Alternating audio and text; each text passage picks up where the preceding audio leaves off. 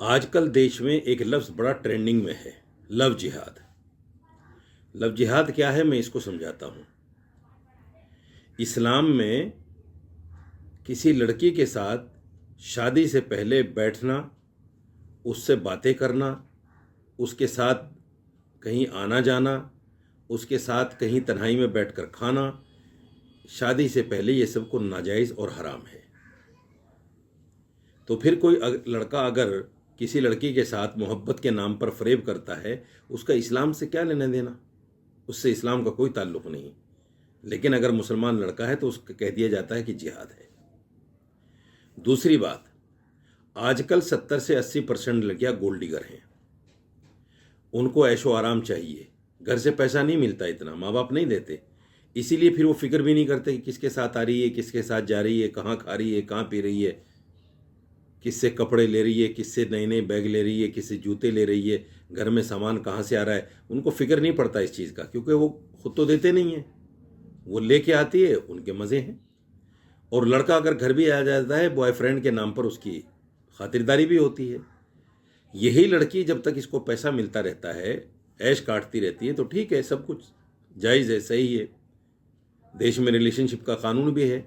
लेकिन जब इस लड़की को पैसा मिलना बंद हो जाता है, फिर यही लड़की उस पर रेप का कानून लगाती है।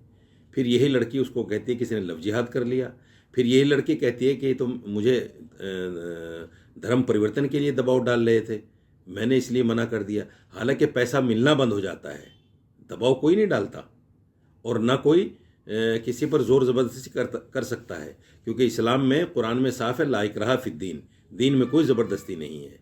ये सब कहानी लड़कियां घड़ती हैं। सवाल ये है सबसे बड़ा कि क्या प्रशासन को इस बात का पता नहीं है?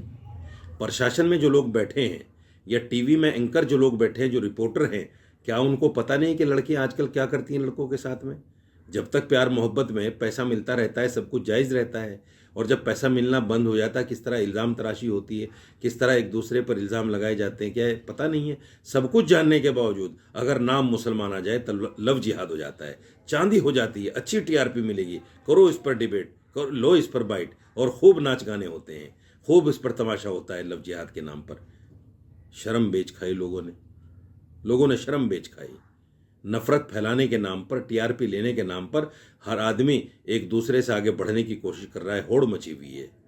लेकिन उनको ये पता नहीं है कि देश गृह युद्ध की तरफ जा रहा है। ये देश के लिए और तमाम नागरिकों के लिए अच्छा नहीं है, इससे बाज आ जाओ। और शासन प्रशासन को भी इसके लिए ईमानदारी के साथ जांच करनी चाहिए। सिर्फ मुसलमान समझकर उसको पकड़